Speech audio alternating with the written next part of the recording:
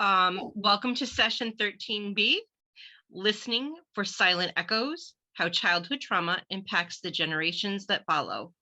I'd like to introduce you to Cynthia McGuigan, who is an alum of foster care in Massachusetts and a birth mother of a 38-year-old son.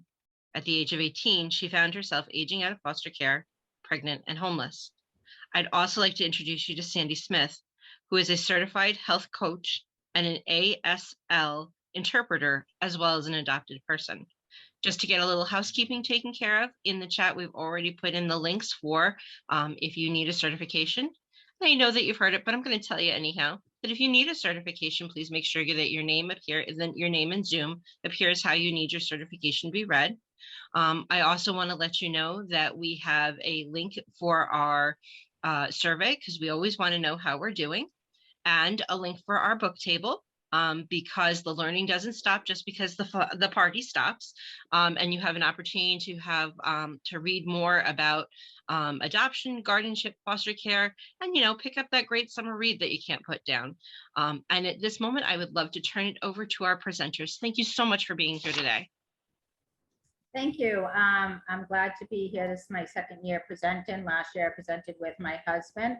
We're just going to do brief introductions, and then we're going to let Sandi tell her story, and then I'll tell mine. On top of being a foster alum and a birth mom, I was also involved in the adoption community as a board member, and also in the foster community. I worked with a group down in DC, and as I worked with American Adoption Congress as a president, state rep, I think I did it all, conference chair with a whole bunch of other people. And I want to thank Claudia and her group for this amazing conference here online. We learned that we could do things online and provide for people. I think it's very important when we listen to the voices of the adoptees, me included, as I'm not an adoptee, but I am married to an adoptee. So I married the birth father 6 years after placing my son. So I don't even know what he is. And oftentimes I go to workshops that do not focus on the adoptive parent. And that's how I learned. That came with advice from Dr. Joyce Pavo when I first started my healing. And so I go and listen to adoptees and also adopted parents to see what their journey was, because then we can better understand everybody's point of view. So I'm going to let Sandi take over here and tell her story, and then I will go forward and tell my story. And go ahead, Sandi. Okay, thank you. Hi, everyone. It's an unusually hot day here in Milwaukee. I'm not on the East Coast, and I had to put in my AirPods, which I've never done to present with before, because I have to leave the window open. I'm not turning the AC on principle. It's May. Hello. Anyway, I found this sign years ago, and it reminded me so much of my story and fits this so well that I don't know if it's going to show up the right way, but my family tree has some twisted freaking roots, and you're about to hear them. So I'll start by explaining that when I talk about my birth parents, I'm going to use their names, and the same for their extended family, because the people I'm talking about are deceased. When I say mom, dad, mother, father, I'm talking about my adoptive parents, because one of them is still alive and I just want to respect their privacy. We'll also mention my biological siblings and my adopted sibling with their initials. So we'll start with that. I was born in February of 1959 out in Washington State, in the rainiest city in the mainland. Yay me. At the same hospital that Kurt Cobain was born in, on the same birthday, but a different year. This made me very popular with my teenage children. My adoption was really complex. It was both open and closed, legal and not legal. My adopted mother was turned down when she applied to adopt, because she had been orphaned as a child and been moved around from place to place, never really had a stable home. She did live for several years in the convent in Aberdeen, Washington, where her aunt was the Mother Superior, Sister Ruth.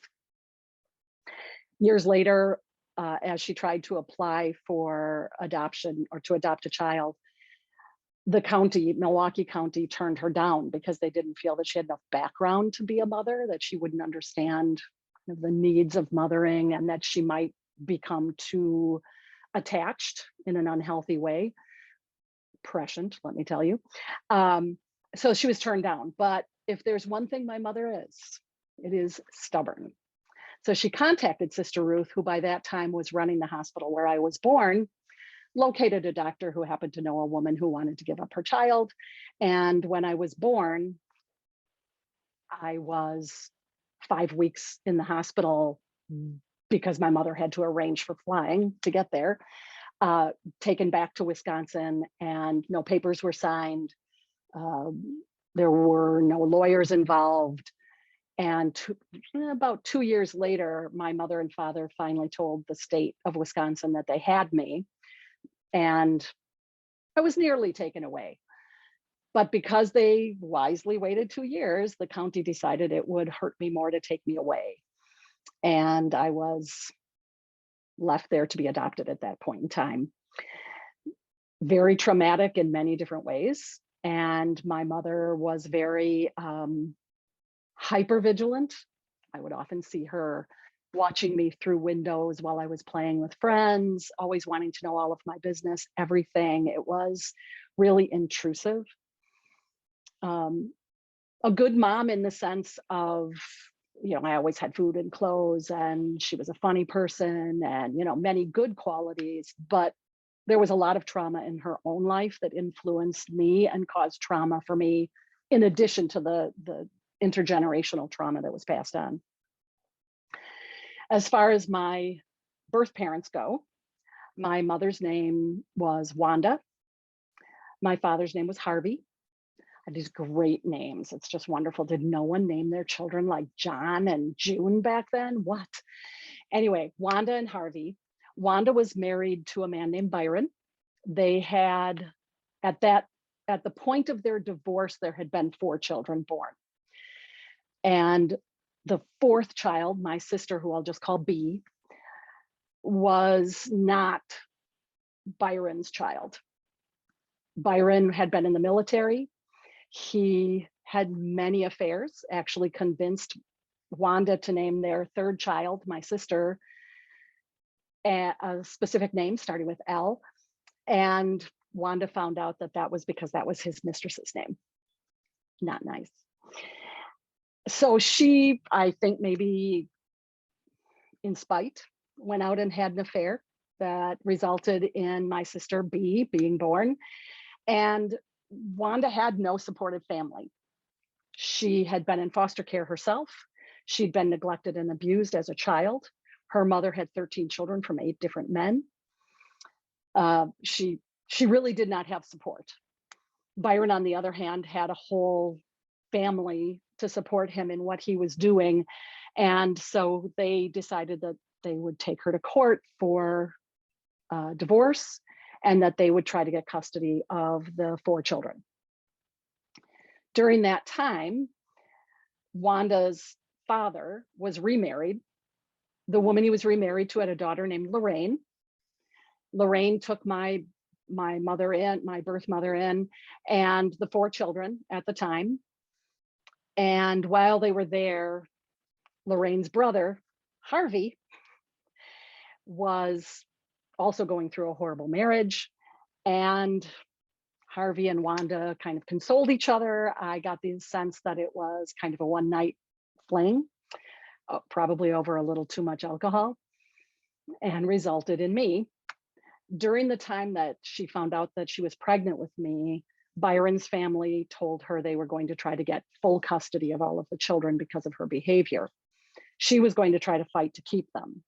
So an agreement was made between his family and Wanda that if she would agree to give me up and then give B to their daughter, who could not have a child, so that she could adopt B, they would keep L. And the 2 older children, my brother and sister, would stay with Wanda. She agreed to it. When they got to court, I've been told things were said that were not true. I don't know the exact things that were said about her, but again, she had no family support. And I've heard from both sides the story that the judge looked at her and said, "You have the morals of an alley cat. You are not getting these children." And all of us were gone in one fell swoop. So she was very much ashamed of the fact that I had existed. She told no one about me. My oldest sibling is only 6 years older than me, so 5 of us in 6 years. And none of them knew anything about me.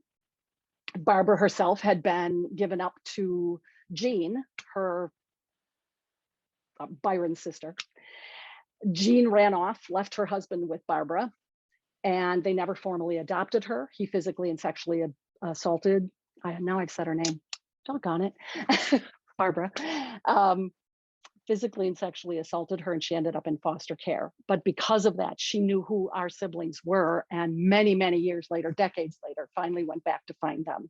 And when they went to the courthouse to look at the papers to find out why she was given up for adoption while they were kept together, lo and behold, it said that there was also another child, and that child was a baby boy. I have not had surgery. The nuns at the hospital did not want Wanda to be able to find me. So when I was born, she never looked at me or held me. They put a blue band on me so that she would believe I was a boy and would not be able to find me.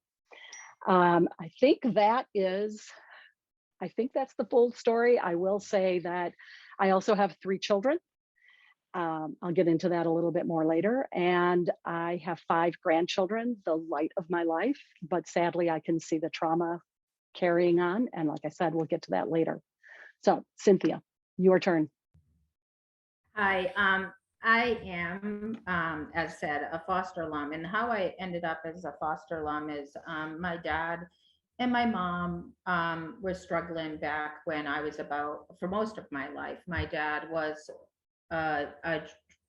he became an alcoholic after serving in the war. And that led to him beating up my mom. At times I was, one time he forced us onto a roof with a gun pointed at us. So 5 of those children were on the roof. And I think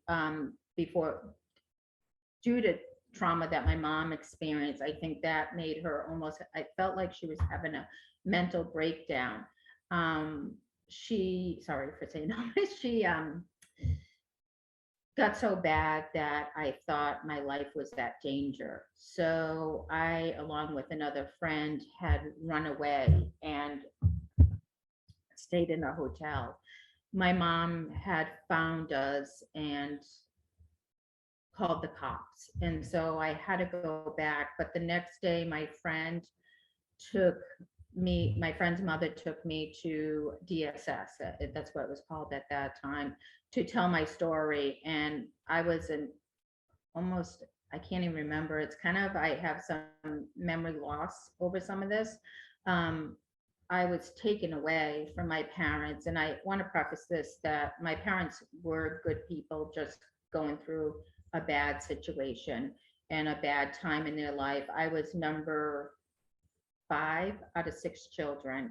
And my dad, because he was struggling a lot with the alcohol then, I think it became too much for my mom. He was having job loss and stuff like that. So my first foster home was right next door to my parents, which was really not kind to my mother, looking back, to watch her daughter go to school every day. One time I broke back into the house to steal my clothes, and my brother found me, and I thrown out the clothes like I had a bad husband or something. They were all thrown out on the lawn, and I picked them up and I ran, and because that was the only clothes I had. After leaving that foster home, because obviously it was not a good place for me to be staying, and I'm sure my mom must have been saying something. I would if it was my child. I went over to Canton, and it was in Canton, Massachusetts. I didn't know the family. It was my first experience being in a home where I knew nothing, and I was just almost dropped off. And they were very good people, but the first night, because they hadn't had a room ready for me yet, I guess, I was kept in a separate part of the house. It was like an addition. I was so damn scared because I I was a scaredy cat anyways, and I just didn't know what had done. I had to get to that point. I had to stand in front of a judge and tell him about my parents and what happened was my parents were in the back of the room with my two one older brother and one younger brother. And I basically, I wasn't lying. I was telling the truth, but I felt like I was rejecting them.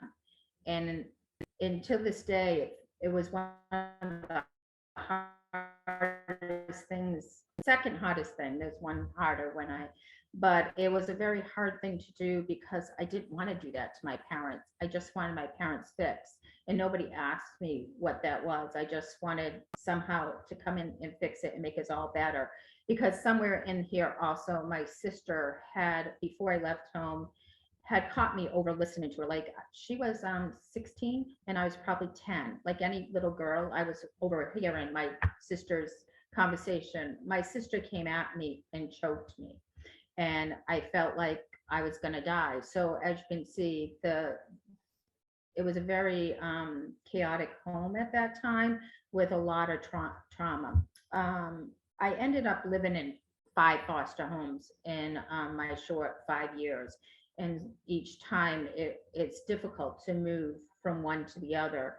And sometimes it was because the place of home was not working to the best of me. And other times it was that a family was moving away and I needed to find a new home. So when I was 17, I met my boyfriend and I became pregnant.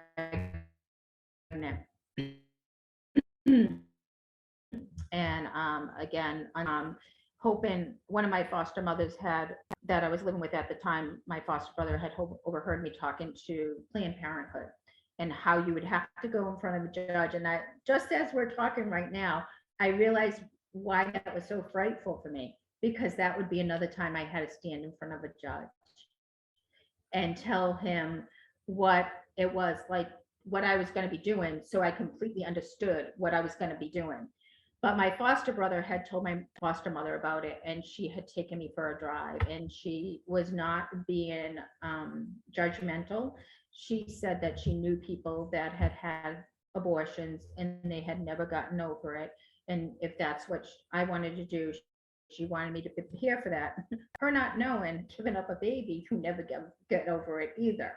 And but I felt in my heart, if I was never going to get over something, I wanted to bring a life into this world. If there was a time that I had to never get over something, something good had to come out of this.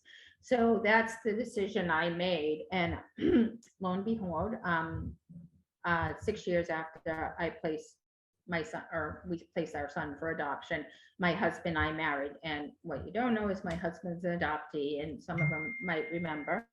And so that's where our stories get tangled in the trauma that goes on from that. We're going to discuss more, but it's generational, as you can see, that there's a lot of loss here throughout the generations. So I'm going to let Sandi go on and tell the hurt and generational trauma is exactly what it sounds like. Trauma that is experienced by one person but extends from one generation to next. It can be silent, covert, and undefined, surfacing through nuances and inadvertently taught or implied throughout someone's life from an early age and onward. And Sandi's going to tell you how she feels that generational trauma has impacted not only her in her past generations, her generation, but also her children's generations.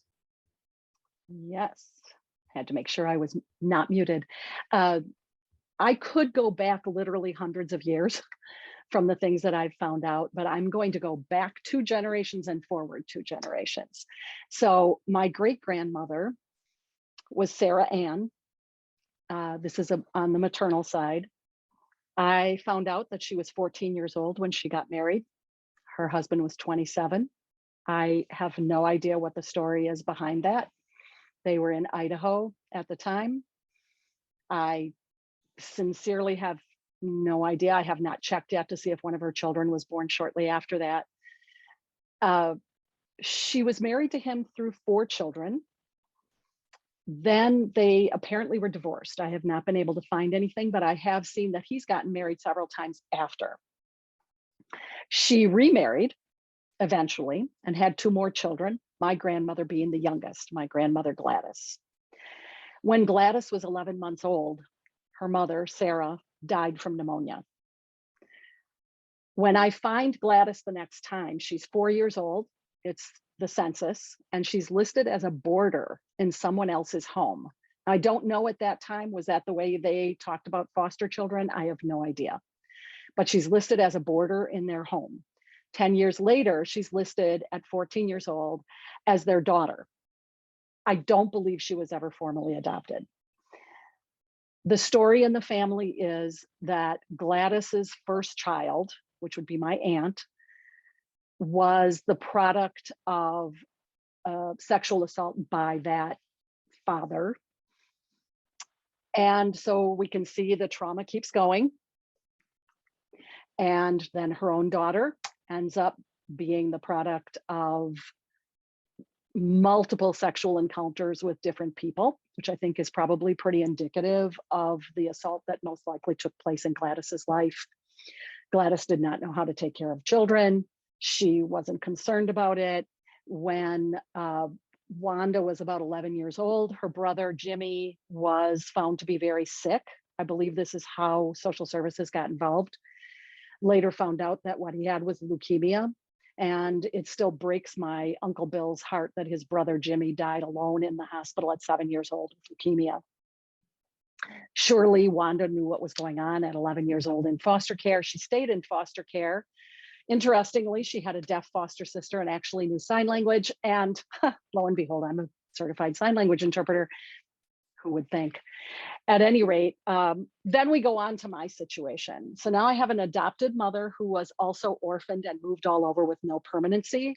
I have a biological mother who had the same situation, moved all over the place with no permanency. And when I came into the picture, my fear of rejection and abandonment, I cannot overstate the consummate fear of this and how it has taken place and control of my life. I will do anything to fit in, to the point that I have taken a job as an American Sign Language interpreter, which I'm never myself in. I'm always someone else. I always say I was replaced. My sister was adopted when I was 10 years old, and my mother, not really knowing how to parent very well, was much more attentive to my sister, started working second shift so she could be with her during the day, which meant I essentially lost her. Treated me very differently, and now I'm coming into my teenage years. I developed an eating disorder. Even before then, had horrible, horrible, horrible anxiety issues, which a child should not have. Really bad. But anything that took place that was a negative, my adopted mother would say, "Do you think you inherited that?" Because it could never be situational. So now I carry this with me. I dated several times in my teenage years. At 16, I meet someone whose mother is dying of cancer. I feel horrible. He and I kind of click. He literally coerced me into having sex because I was trying to be a good girl, and I got pregnant. We got married. My mother hated him. I was kind of pushed out of family events, and again, rejection. Had 3 children during that marriage and was divorced. I dated a few different people. My mother disliked them all. And I told myself, I want her to include me and I want her to want me. So I'm going to marry the next person that I date that she likes. I can learn to love him. And that is exactly what I stupidly did. He adopted all 3 of my children and was abusive and threatening. And he was a police officer, so there was a gun in the house. It was frightening. Eventually, I left after 10 years of marriage. Yes, so my children went through a lot during this period in time. My daughter in particular is the oldest. She was 5 when I divorced her father. My 2 boys were 3 and 1. When I left, she would have been 16. When I met the man who is my husband now and I've been with for 27 years, she was 18, just finishing up high school and ready to go off to college. She was my everything. She was my mini-me. She was the first person who looked like me. I distinctly remember holding her the very first time and just this kind of electrical experience in my body from touching someone who was my own flesh and blood. I think personally, they were very much influenced by my fear of rejection and by my mother trying to insert herself too much. I'm positive of it. My youngest son had mental health issues that he's gotten help for. My middle son, went through his temper tantrums. My daughter and I were always very close. As you'll see, she looks very much like me, very close until she had children. And now, for reasons I don't understand, has distanced herself from me, even though we were very close up until about 3 or 4 years ago. She's 45 years old now. The boys are 43 and 41. I'm very close to them. One of my granddaughters, also my mini-me, you won't see a picture of her, but one of my mini-me's, she has intense anxiety. And I can't help but think that those things were carried on. I didn't know about mothering either. I had to figure it out. I didn't know what it was like to be pregnant. I didn't know what it was like to bring a child home. These were all things that impacted them. And I feel carried in a very strong line from those 2 generations before me. So I'm going to let Cynthia tell you about her trauma. Hi. Like Sandy, mine goes back a few generations also, and I'll start with my mom and her birth. As far as I know, that's the most I know. My mom, so my grandmother was pregnant by a married man, and again, it was 1928. She 1927, and I don't know if it was a rape or whatever. I have no idea. He was a married man and she was about 22. My grandma was sent to a home for unwed mothers in Lackawanna, New York, in 1928. And my mom, so my grandmother died after having my mother, about an hour after she had her. As you all know, because you're in New York, would know that this is a home for orphanages and for people being placed.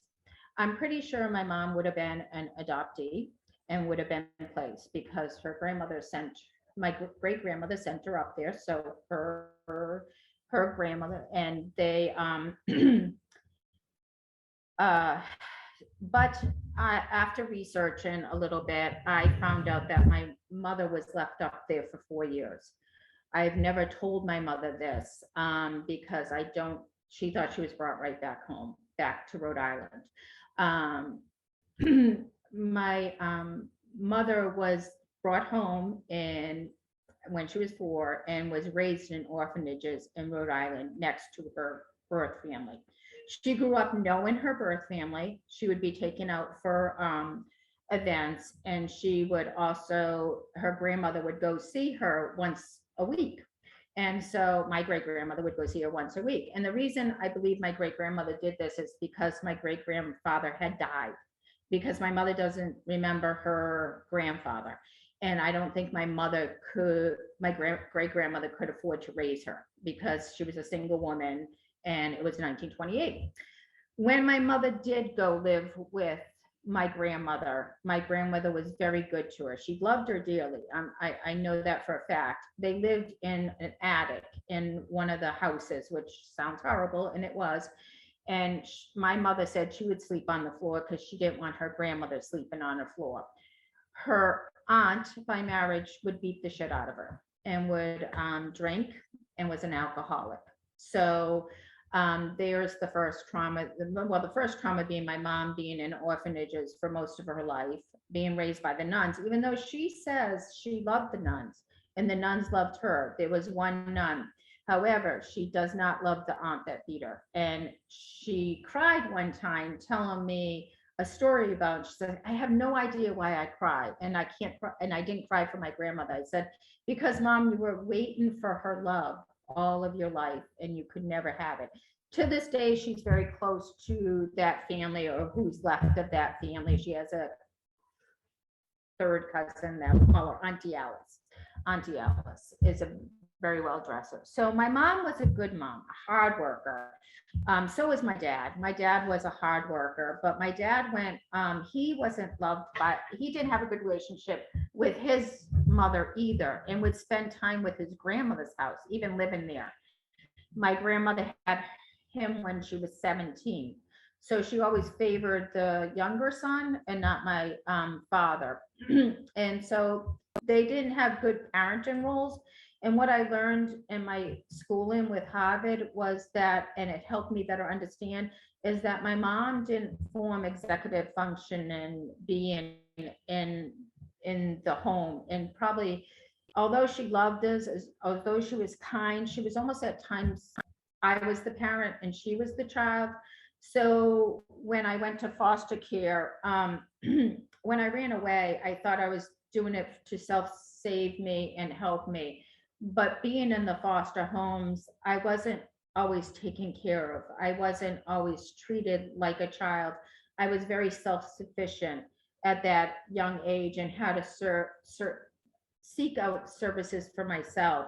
And even though my foster parents were good parents, they didn't treat me as a child in the home and take care of me. Although one of my foster parents reunited me with my mom and dad, which was the best thing she could do. They were amazing people and kind people, but just didn't have the tools to be foster parents, I don't think. It still was traumatic. And having placed my son for adoption, I created a cycle where now my children don't have their full sibling. There's my son, and it's been over 40, almost 40 years, but he has gone on to have children. And so I have two granddaughters, the first for each, for my son and for my daughter, are born within 8 days of each other, and will never have a relationship, or I keep trying. I also, the second child of both of those families were born within months of each other.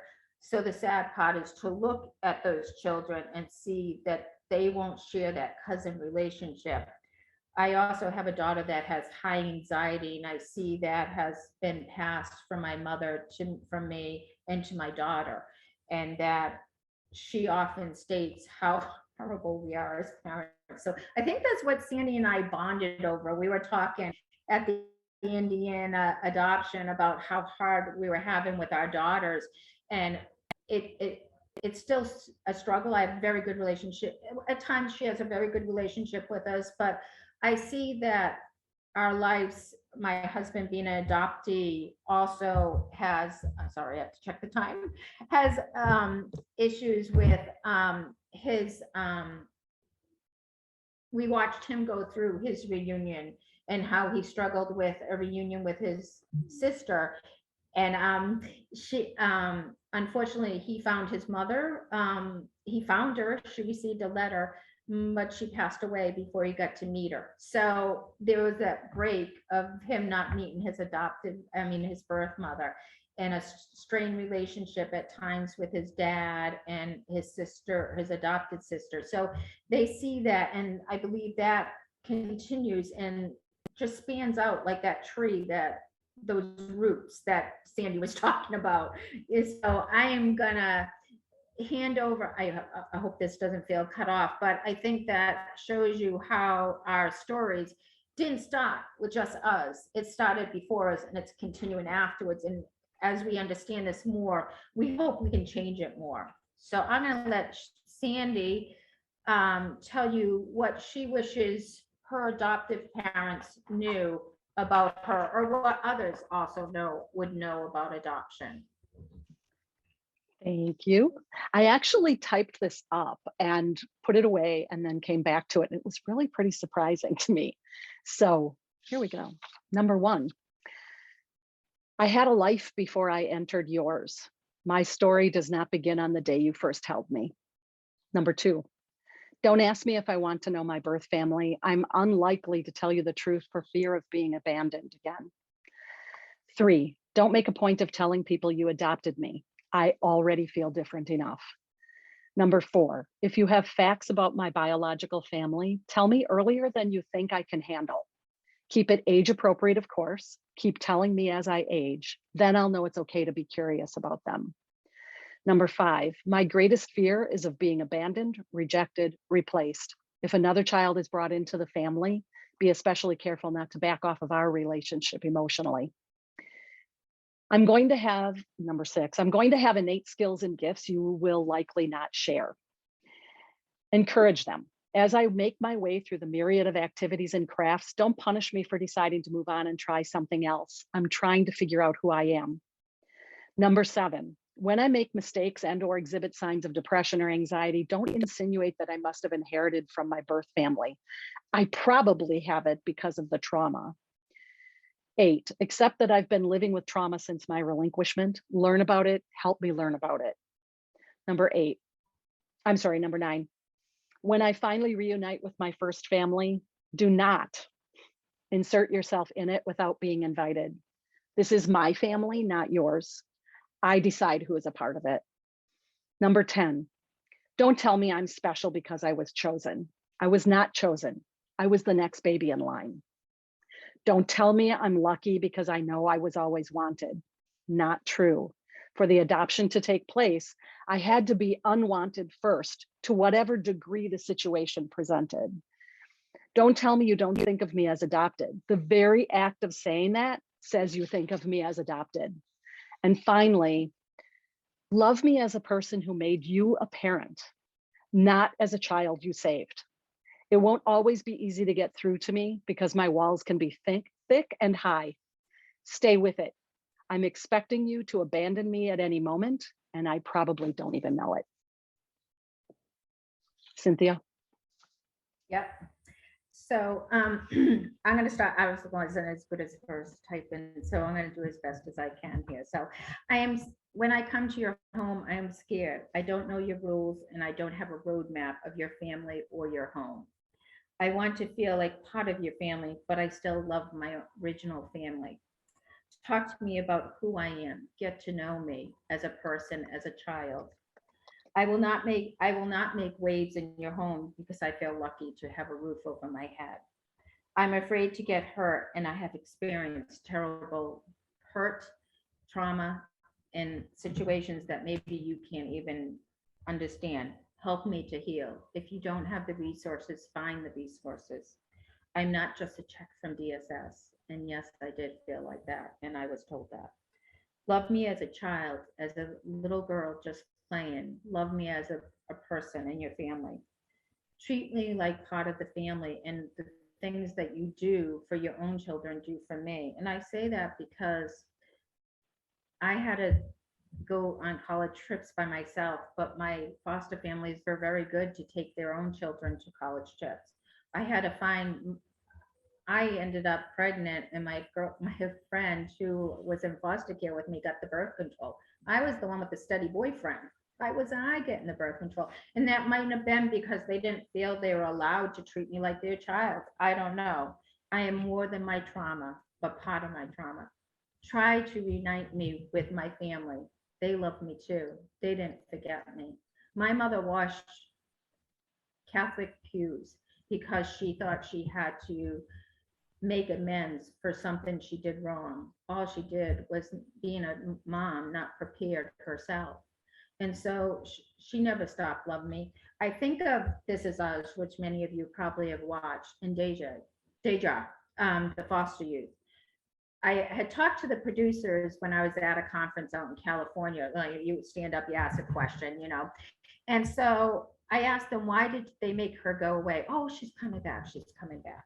But she didn't really come back. It's like her birth parents go away, like they never cared about her, and which is so typical of us to do. Now, there's some parents that can't be involved in a child's life because of the safety for the child. But at the end of the day, I have met hundreds of foster youth who have had experienced great trauma, but as adults would like to get to know their parents, like to forgive them. And that's one of the things with a positive psychology, that if we can forgive somebody, or even I had to forgive myself. I had to forgive myself for taking my parents to court, and I had to forgive myself for giving my baby away. And that took me a lot. But then I had to forgive my parents. And when I went back one time, when I was visiting my parents one time, my dad cried. He said, "I'm so sorry, Cindy. I'm so sorry." I said, "Dad, you had a disease. You were sick. I didn't expect an apology." And most recently, my 94-year-old mother did apologize to me. And you know what? I didn't really need that apology. I just needed her love, which I've had for 30 years. So I've been very fortunate that she still loves me, but I really didn't need her to apologize because I understood. So maybe helping foster youth to understand what happened, or maybe the story, understand their story and how we got to the generational trauma. So I guess. And then the next is Sandy's gonna share some of her pictures, and Sandy, you can just give me a thumbs up when you want me to go forward on. Will do. Okay. I just have to say, when I got copies of pictures, how amazing it was to me to look like other people. What you'll notice through the course of the pictures I show you is how much I've gained and lost weight over the years. It's been really annoying to look at these pictures. Anyway, Wanda is the black and white photo of the woman there, and Harvey is next to her in the other black and white photo. The photo in color is my brother and sister, the oldest. And I neglected to say we were reunited 26 years ago because my sister Barbara, who had been in foster care, actually went back to find them because she knew their name. And having only one brother, she was able to locate him quite easily, and they remembered her. When they went to the courthouse to find out why she was given up, which I think I mentioned, it said I was a baby boy. They hired an intermediary, and that person was able to open the records in Washington, find out I was a girl, to their surprise, and locate me. I'm still very close, probably closest to my brother of all of the other four. My sister and I are also very close, but she's a very different personality. So just being able to look at a picture and see similarities with people is amazing. I don't think I look a whole lot like my father's side of the family, but I definitely look like my mom's side. So you can switch it. Now, that first picture of the nuns holding the baby is not actually me. I have to make a disclaimer. I found this, but Sister Ruth was a Dominican, and this is what they would wear. And that is probably pictures that probably looks familiar. I would say that's probably very symbolic of where I was born. The little girl in the pink dress is not me. That's my daughter. The first one that I held, that one that sent that electrical shock through my body, and who, for whatever reason right now, is backing off. And I do want to mention, I've asked on several occasions and given her space to be able to talk to me about it, and she won't do it. I do see her two daughters, not as much as I used to, and they miss me, and I miss them. Wait, go back up, Cynthia. Go back up to that one. I've always hated that picture of me in the red shirt because I hated wool skirts. And my mother made me wear those damn wool skirts. It was so itchy. But what I particularly like about the one next to it is the look on my face. I think there's such a pensive look, and it's so, I don't know, it's so distant. There's something about it that I just resonate with. The next slide. My adopted family. I had literally just gotten off the plane, probably the day before that picture on the far left was taken. My father's family lives in central Wisconsin, and I've always been very close to them. That was the first time that they got to see me. I look very confused, if you ask me. I have never been very close to my mother's side of the family. I think because all those kids in that family were very traumatized, and it just carried on. But my dad's family was very, as my son said, they're just very warm and welcoming. And I truly never felt adopted in that family. I always just fit. My adopted sister is the little girl in the picture in the middle. She and I look very different. We are very different, and we've never been terribly close. My dad passed away in January of last year. I was his power of attorney and had to make the decision for hospice, which was very difficult. My mother has dementia. I'm her power of attorney, and she's now in memory care. The first time she forgot my birthday, I thought that I had literally died. And, they were good parents. My mom was just a damaged little girl who tried to raise another damaged little girl. But I was very close to my dad. I don't know if I have another. Oh, my kids. My mini me, my daughter with her mini me. And I always love this picture because we look so much alike. So it's my oldest with her oldest. I particularly love that picture of my kids when they were little because my youngest still has that personality. It's perfect. And then my two boys as adults in the other picture, they all live relatively close to me. I have 5 grandchildren. My youngest child had the oldest grandchild who will graduate from high school in a month and go off to college. And my other son has the next 2 kids. His daughter is the one with the intense anxiety. And then my daughter has the last 2 girls. And I think that's it in the pictures. Cynthia, do I have another? No, I don't. Okay.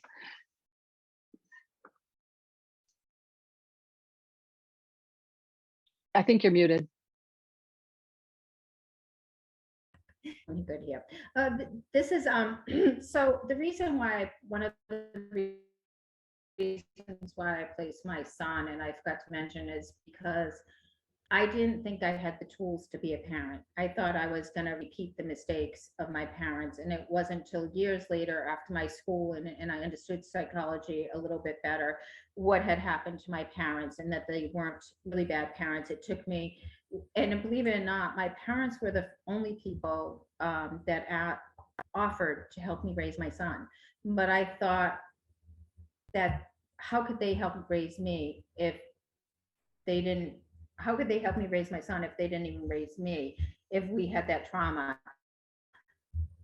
I just didn't process it, and I didn't, and based on what all the counselors and the professionals were saying, because I had a social worker and all that, and they all telling me that I need to place my baby in a 2-family, and my baby really wasn't placed in a 2.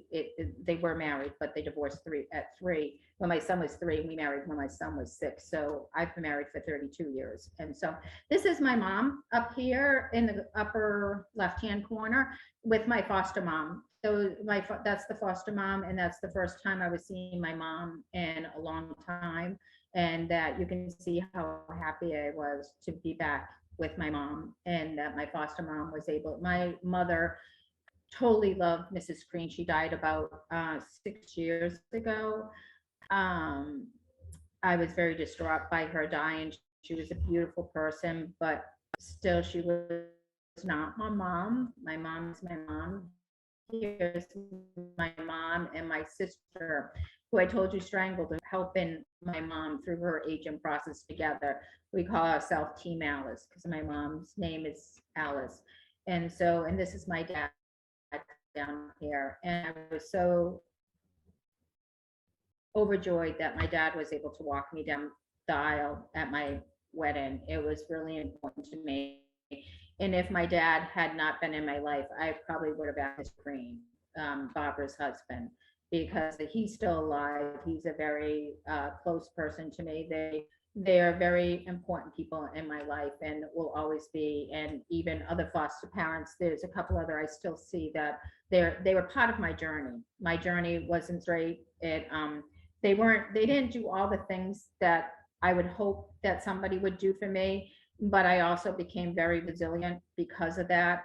And we like to say my mom has grit. My mom went through so much, and that she's always smiling, always happy, and a very good person, and always trying to do for others.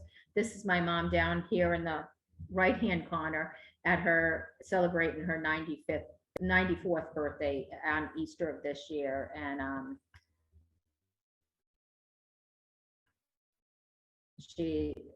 this is where I think these are my grandchildren, my son's children. This is my son, who's almost 40. And if you saw my husband, you'd know he looks just like my husband. And then these other 2, the dog and the one on the swing, that's my 2 grandchildren with my daughter, who I love dearly. recently I found out my son's daughter, Addie, which is the same age as Fallon. I don't know if you can see how much they look alike, the two girls, was very sick in the hospital, and I didn't get a call, and I didn't deserve a call, I guess. But I was distraught. If what if something really, if she died, would they tell me? And as a birth mom, I always wondered if my son would die. I always looked at all the boys that were his age and wondered where he was. Would I find him alive? And so to know that his daughter's sick, I'm contemplating putting a call into him. I do text him here and there and say, you know, I heard through the great, you know, my daughter's on Instagram with him to let him know that I care, that I was sorry to hear that his daughter was very sick and that we do care. And that, I mean, I've texted him recently, not too long ago, and he shared those pictures with me. So for me, I feel very fortunate to have pictures. If I can't have anything else, I'm glad to have pictures to see what they look like. They're beautiful little girls, and I hope someday we do get to meet them. So I do have other daughters, but I didn't share them all, and I have a husband and stuff like that. But I shared the ones where I think the generational trauma will occur, where, you know, I will talk to Kayla about sharing with Fallon about Nicholas, but that's not my choice. That's Kayla's until she becomes an adult. But if those grandchildren, Addie and Grace, come knocking on my door, I'll be welcoming them in and everything. But right now, there's not a fix. So we have reached out. We've known where our son was since he was 12, and we have met with him and his mother early on when he was 17, and we try to keep the story and the door open. And at times he said he was going to meet, and then he didn't. But what I've learned through my journey is that that's his voice speaking, and I really need to listen to that. That voice is saying, right now, all I can give you is pictures, and I am happy with those because I know what they look like. Because if you've ever been a first mom, you always wonder what the child looks. Am I going to run into him and not know it? Will turn into look more like my brother. So those are the pictures I share. I guess what, I'm sorry, guys, I got this a little messed up. I guess we wanted to point out what intergeneral trauma looks like. It just passes down, and it doesn't always have to do with just you experiencing it. It can be from grandparent to grandchild, that it gets passed into the baby through the womb and stuff like that. So it can involve health symptoms like depression and anxiety, and mothers with high ACEs also impact the child's development and contribute to poor social and emotional outcomes. So we believe that these traumas can also impact us. I know recently I was diagnosed with some weird health and spine injuries, and that came out of nowhere, seriously. And so I have no doubt that it's my experience as a birth mom that and my foster care that has brought on some of this, along with some genes with my dad having it. But Sandy, did you want to read this one, hun? Or no? Sure. I don't want to know if they want to hear my voice though. So I'm not sure if everyone knows what ACEs are. They're adverse childhood events. And there is actually a scoring system that's used. It includes things like whether or not you experienced mistreatment, sexual assault. There are several, you can find it online to be able to test yourself. I can tell you I was surprised when my score was a 4. And anything 4 or above is considered high and most likely will impact other health and mental health outcomes.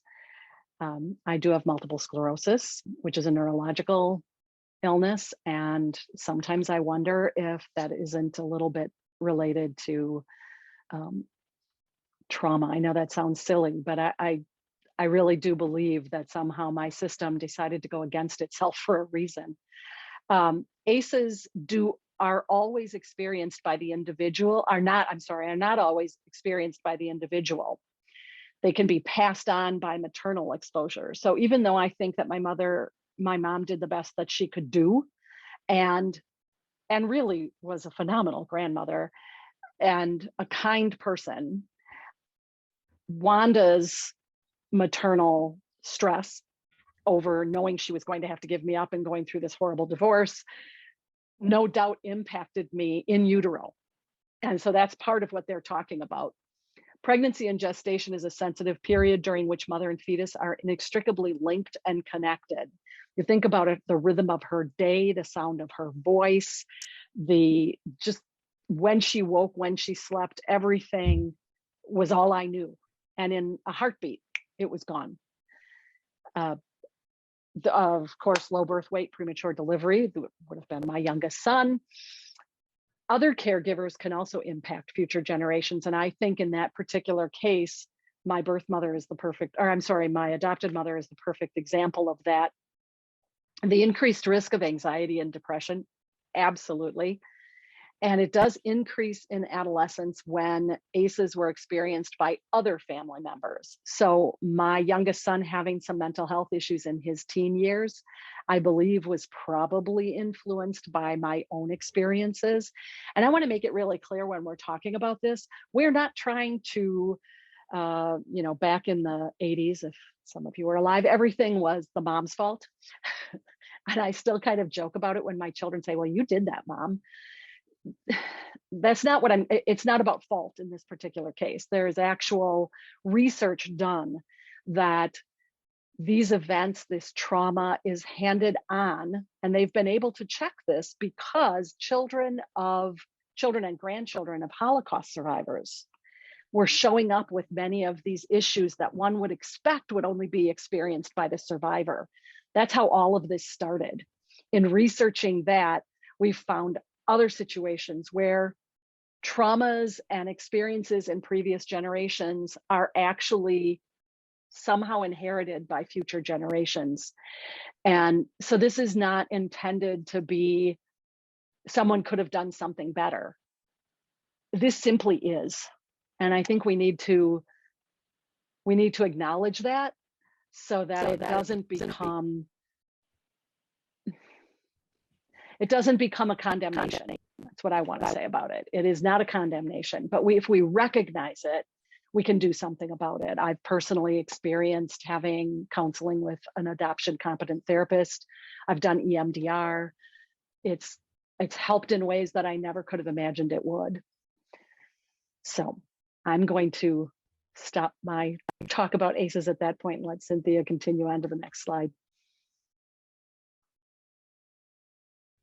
Okay, I'm on. Okay, so also, we want to prevent it whenever, and we want to make aware of what it is. And I don't think my parents were bad either. They were dealing with the best they could.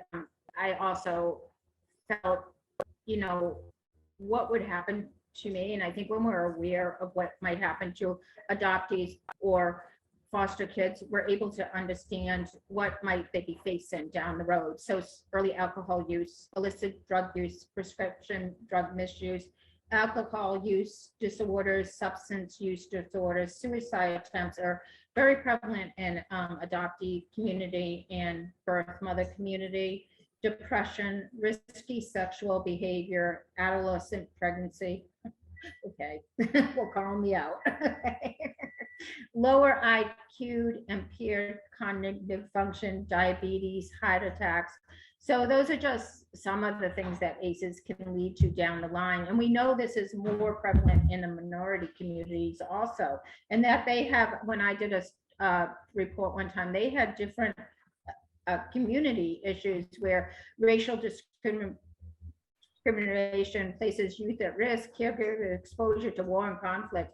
And what are our children seeing nowadays with the news and stuff like that? Death of family members and violence in the neighborhoods. So I guess, how can we heal and make changes? Sandi, do you want to take on some of these and read half the list and then I'll read half the list? Sure, we can do it that way. I also am kind of averse to just out and out reading exact words because I know you can all read, but I do want to recognize that foster parents and adoptive parents have a very important role in helping young people transition to adulthood. I know for many years we were all referred to as adopted children or a foster child. We grow up, and one of the best things that I think foster parents and adoptive parents can do is recognize that and help with that transition. And I recognize it's not even easy when it's your own flesh and blood child to recognize it's time for them to move to the next level. But I think it's something we need to do. Also, coaching, which is, I think, the opportunity to be honest about where you come from with things. You know, coaches don't stand on the sidelines and walk out and now say, oh, do it this way. Coaches teach from their own experience. They show how to do things, and listening, advising. Sometimes the influence is, in my family, we had exchange students from other countries, and my children would see me talking them through our culture or talking to them about experiences. I think it's interesting, Cynthia and I were talking about the fact that AFS, which is one of the big exchange organizations, does a better job, I think, of training families to take someone in than I believe the foster care system does. Some of the things they taught us before someone came in makes so much sense. This person is not a guest in your home. This person is not a visitor.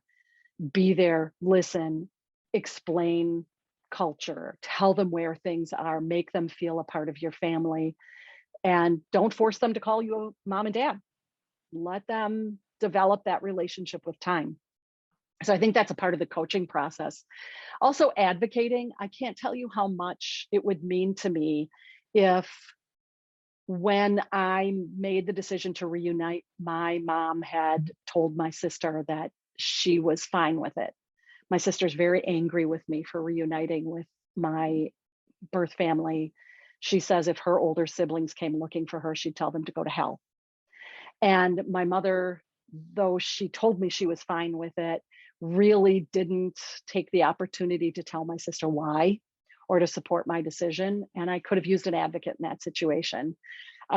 Networking. It's good to know that there are other people out there who are adopted. Unfortunately, it was often in my case, my mother saying, well, she's adopted too. Like, here's this secret and you're supposed to have this big connection to her. I just think it's good to find resources out in the community. And of course, now we have more readily available resources than we used to have. We have social media, positives and negatives, YouTube, TED Talks, online groups. And I think those are really important to allow children to have some access to information that maybe isn't coming straight from your own mouth. Be a facilitator of relationships. Yeah, again, this goes back to the fact that that child is going to age out of your home, but they are still in a relationship with you. Recognize it. I think it's really important. And Cynthia, did you want to do the other half? Yeah, I also want to say facilitate relationships. Facilitate the relationship, like Sandi said, of making sure that everybody knows that it's okay that Sandi finds her family and that it's okay. Let's facilitate the relationship for the birth family. It was okay for my foster mom to reach out to my mom. She did have to call TSS to get that information, that permission. But for her to have done that, formed a relationship with my parents. I had my foster father over for my mom's birthday 4 years ago. She wasn't healthy enough this year, but that helped everybody to be so given and so nice. Now, we met my son's adoptive mom, and she didn't like me. And unfortunately, I knew when I reached out to my son quite a few years ago to get together again, he said, I'm going to go away with my mother and I'll call you back. He did call me back, but I knew the answer was going to be no, because she didn't facilitate that relationship. She didn't help us. But I want to go through these quick because Sandi and I wanted to give some time for at the end. But empower youth to make a difference. Youth in foster have been left out of the conversation. This is so important, especially in the adoptee. And I don't want to speak for adoptees, but it's so important to listen to foster youth and the adoptees who sometimes the decisions. I went into foster care on my own, obviously with the help of adults, But adoptees did not decide this contract that was signed when they were a baby, or even when they were taken out of foster care. So let them, help them to guide them and in their daily, provide them with frequent opportunities, make decisions in other parts of their life, but also to make the decision to reach out and find their families, make that so it's a comfortable feeling just for the adoptee or the first family. I mean, for the foster alum. Communicate high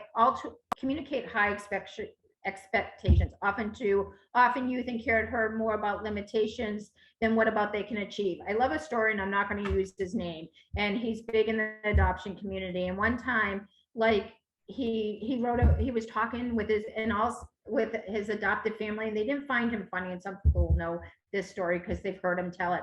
And when he met his birth family, he said, you know what, my adoptive family is just not that funny. It's like, and think of what else that your foster or adoptive youth, or as they go out into transition, how they could be different than what you are, because they are different. They come with different sets. Like Sandy's an ASL interpreter because maybe it's in her genes. Like, you know, maybe that's just how it is. My son's into like being a social worker. Is that because I'm into psychology? I don't know, but think outside of what they might be interested in and then what they were raised in. And then start early preparing them for adulthood. And it does not occur overnight. Start preparing them for leaving your home and having these big questions.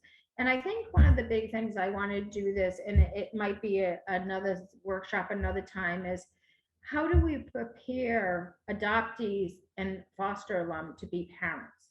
How do we have that more in deep conversation? I think with me, I was not prepared to be a parent. I didn't think I was going to be a parent because of where I came from and what I did. So I think those are some of the how to heal that we had. We had some other slides, but I think some of them were just some interventions that you can practice with your children or the adults, or even in your own families. Another would be a hosting council, and I can send these to Claudia, where we sit there and we have a conversation with them, and we have them practice who's important in their world, and have almost role playing. Just so you could do the same with also being role playing in their parenting skills or anything as they go through life, and make sure that those around them are keeping their best interests, not your interests, but their best interests at heart.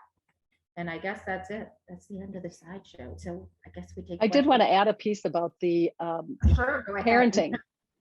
Yeah, I wanted to add a piece about the parenting.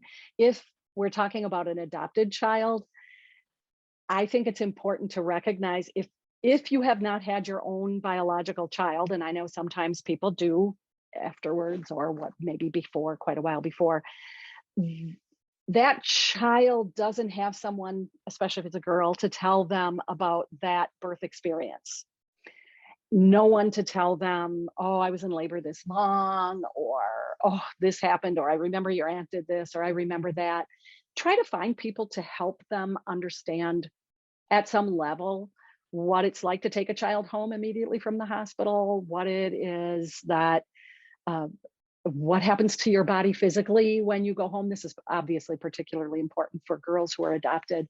I wish I'd had that. And also be really careful about how you respond if they say something. My youngest son was premature and had to stay in the hospital a little extra time. When I was on the phone with my mom, I remember I was crying, and she's like, oh, he'll be fine. And I said, no, you don't understand. I just feel terrible leaving him here. I didn't mean you yourself don't understand because you haven't had a baby. I meant, just as an intro, you don't understand how heartbroken I am. She got very angry with me. So here I am postpartum, and she's taking it as something against her, which was not helpful. Try to find your adoptee someone they can mirror in the experience the best you can. Thank you both so much for being here on behalf of AFFCNY. We were really absolutely delighted to have you. And the knowledge base that you brought to us was phenomenal. I just wanted to close with a little bit of housekeeping, and then if anybody needs to jump back for questions, I'll be delighted to yield the floor. Just a quick reminder that if you need certifications, well, today was our last training event, although we do have our amazing evening presentation at 7. So just make sure that you fill in the link to the evaluation, and we will get that out to you as soon as possible. Please fill in the survey, because we want to know how we're doing. And remember that we have the link to the book table, because our learning doesn't end after this weekend. And heck, who doesn't need a great summer mystery? I can't wait to see who did it next. And thank you so much, all of you, for being here. And I'm going to yield the floor back in case there's any last minute questions.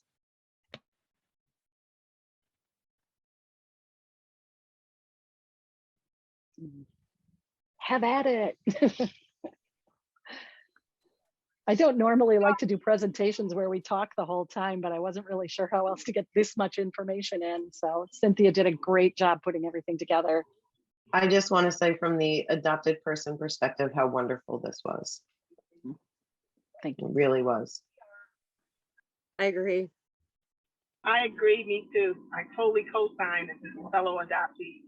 I mean, this was really, and I apologize, everybody, if you hear background noise, but yeah, you said so many great things. The trauma and intergenerational trauma, like, you don't know, like, there's things that you don't know as an adoptee, what you're walking around with. And I think that makes it even more of a burden, if you will, like, not only the fear of the unknown, but then you don't know what you're dealing with. It would be better if you had some information to deal with. And second thing I wanted to say that resonated with me so badly is the fact of how I felt when my firstborn, I could not let him go. I didn't, like, nobody touched him. I couldn't let him go. I was just, and I was so delighted that he looked like me. It was a deep, I didn't still understand it when I had him. And he's in his 20s now. The depth of how my feelings were. And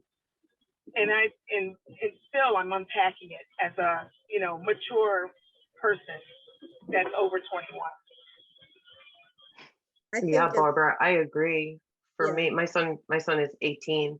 I had horrible gestational diabetes when I was pregnant with him.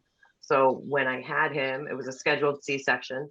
They took him and whisked him off to the NICU because they had to monitor his blood for hypoglycemia.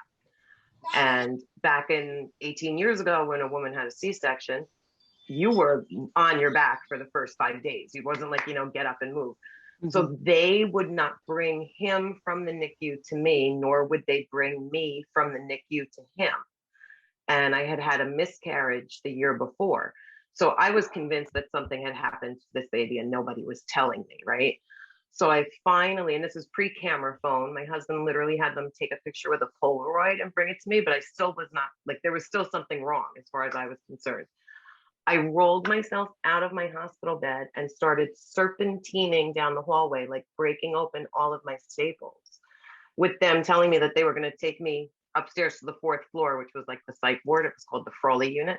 And I was like, well, you can bring me there after I see my baby. I'm adopted. My son needs to know that I didn't leave him.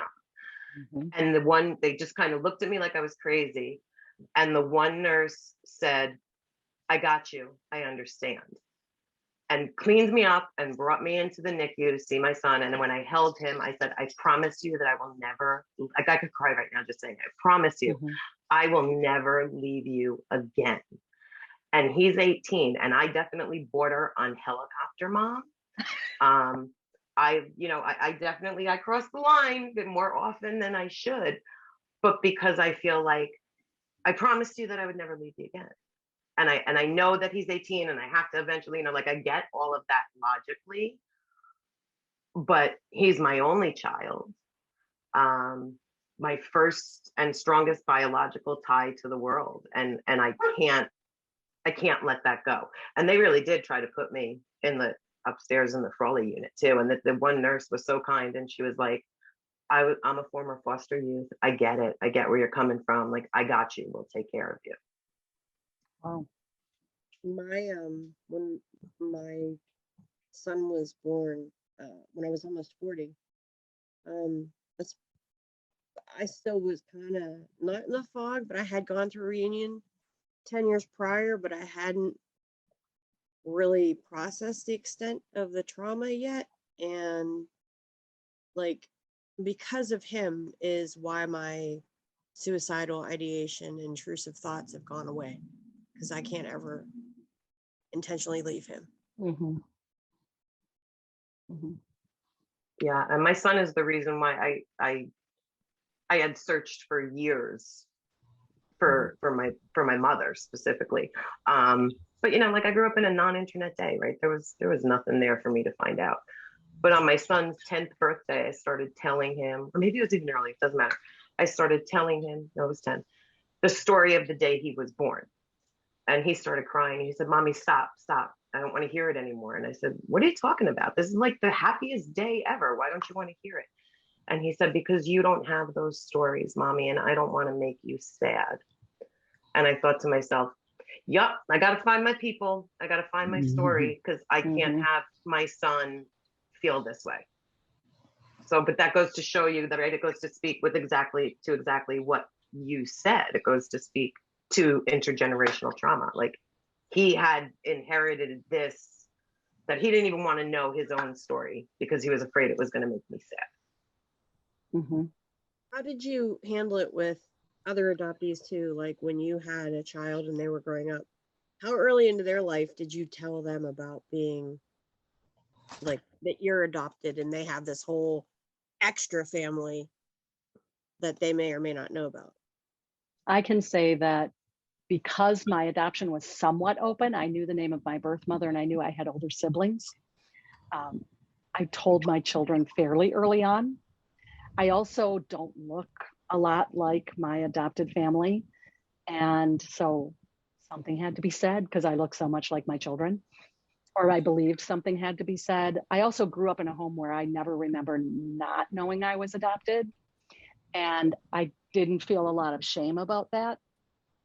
And speaking of shame, I do believe that my birth mother chose not to have a relationship with me when I was reunited with my siblings, because if you think about it, though she was an adult when this happened, Harvey and Wanda were technically step siblings because her father married his mother after they were already adults. And so I believe that the shame, and that was probably used against her in court, was such that she just simply could not bring herself to meet me. I did see her at my niece's wedding. I said hello from across the room. I respected that she didn't want a relationship, and I was satisfied that I got to see her in person. And about a year later, she passed away. So I at least got that much. Harvey died before I was reunited with everyone. Thank you, Ancestry DNA, for that one. And yeah, my children just always knew that I had been adopted and there was another family out there somewhere. And when I was reunited, they were actually, and it could be a whole other talk, involved intimately in how that reunion took place. When my daughter went with me to meet my sister and brother for the first time, actually second time for me, first time for her, she said, "I'm not calling them aunt and uncle." And I said, "That's okay. You don't have to. They don't expect that." We were there 2 days and she looked at me and said, "They feel like my aunt and uncle." And so I think we need to recognize that. She has absolutely always been close to my adopted family, always incredibly close. It's not an either or. It's really not. Antoinette? Yeah, I just wanted to say that thank you for the conversation. I know that it's primarily from the point of an adoptee, but as a foster adopted parent, I think this perspective is very helpful because we all need to understand that we bring our trauma to the table, you know, to to the family, to the children that we're supporting and that we're taking in. And we need to understand that. I think one of the ladies said something about the fact that her adopted mom would say, you must have inherited this. Maybe some of it was inherited. Maybe some of that came from, you know, the environment that they were in. So we as adoptive and foster parents have to understand that as well. And I want to thank you both for showing that broader perspective of not just your generational trauma within your family, but within the families that you were incorporated into. Thank you. I think that's very true. And thank you for being an adoptive parent who cares enough to learn these things. Sometimes the things we say aren't nice to hear. And I hope everything I said came off very respectfully. Oh, it did. It did. And I It think did. it's important. I think it's important to hear it. I think it's important to understand that we all bring our baggage to the table, and it does affect the children that we care for. So Mhm.